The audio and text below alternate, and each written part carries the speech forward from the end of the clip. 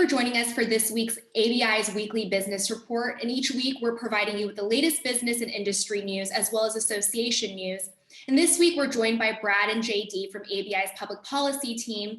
And so Friday is a key deadline for the Iowa legislature. It's the second funnel. So Brad and JD, what are some key bills that are still alive this year that ABI members should both know about? Of course, our members are aware that starting back in August, we've been laying out the priorities for ABI through our policy process, and that's exactly what we've taken to the Capitol. So some issues that are alive are the ABI key priorities.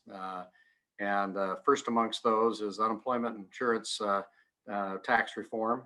And we have two bills there. We have House File 754 and Senate File 492.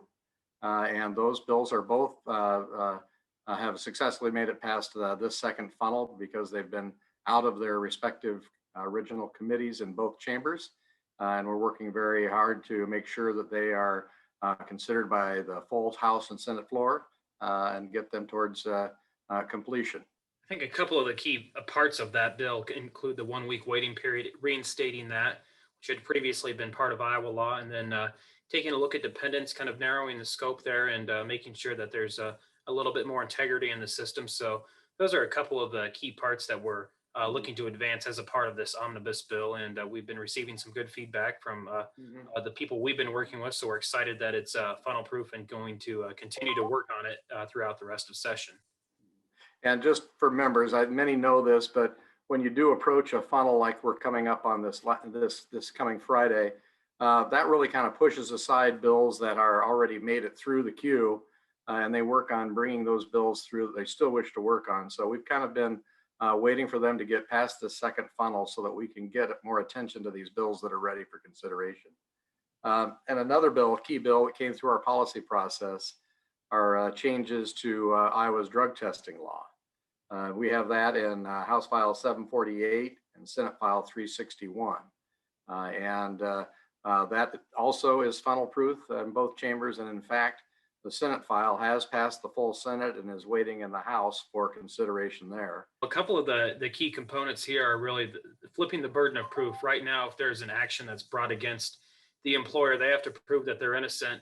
What we're trying to say in the bill is that the plaintiff would have to prove that the employer violated the statute. So that's a very big thing, getting that burden of proof flipped. And then another thing is modernizing the communication methods for alcohol and drug testing results. Currently, you have to use a certified mail return receipt requested. This would provide for in-person exchange or electronic notification of drug testing results. And so that's a couple pieces there. And then another piece is further defining safety sensitive position. This would just ensure that the employer has the ability to do that for certain jobs. So a little clarity there in the code, and that always goes a long ways to help employers. And so it's moving forward. As JD said, it's through the Senate, and now we're just trying to get it through the House. Another key policy area that our members are always interested in is what will the legislature be doing with tax policy? Receipts are strong in the state of Iowa, and with Republicans in charge of the House and the Senate, they always turn their attention to tax policy as they're putting budgets together. We've seen two bills emerge from the Iowa Senate. The first one is Senate File 576, passed about a week ago, that would make triggers for tax reductions that were in a 2018 tax bill permanent for the 2023 tax year, so that businesses can make some tax planning decisions on how they want to deploy capital under the new taxing system. This also eliminates the inheritance tax while it's making permanent those triggers. The second bill is Senate File 587. That has a similar feature in that it makes the triggers permanent from the 2018 law. And it also gets busy at the local level, eliminating a mental health tax levy locally and replacing it with state dollars, and eliminating a backfill of revenues that the state was guaranteeing for local governments that it is believed no longer needed because revenue growth has increased at the local level to cover that amount. We don't know yet how the House is going to react to these two proposals. It will get wrapped into the budgeting process that's going to start in earnest now. The Senate Republicans have put out spending targets that spend about $8 billion and have room for these tax cuts.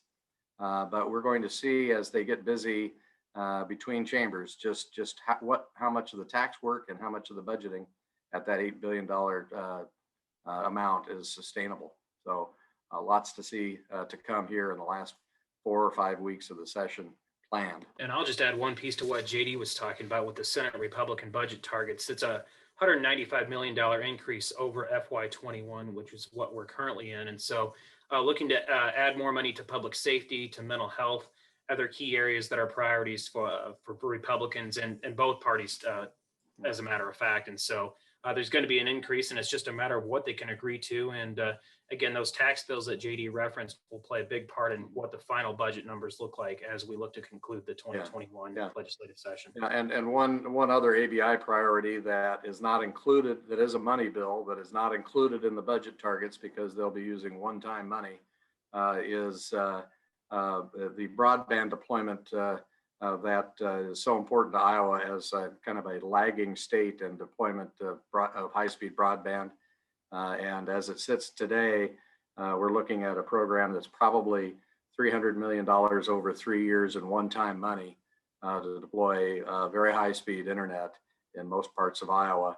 And those that are hard to serve may see slightly slower upload speeds, but the bulk of this money is going to be delivering very high-speed internet throughout Iowa. But I think for our purposes there, you kind of have a look at what's coming and what you'll be seeing in the next week or two as we see work turn towards budgeting, and also the policy bills that have now made the funnel, like our priorities of unemployment insurance, tax reform, and drug testing, get scheduled for debate and move through the session. Great. And as always, if you have any questions about legislation or policy, please reach out to Brad or JD. And if you want to chime in and listen in on their legislative updates, that information is on ABI's events page. Thank you.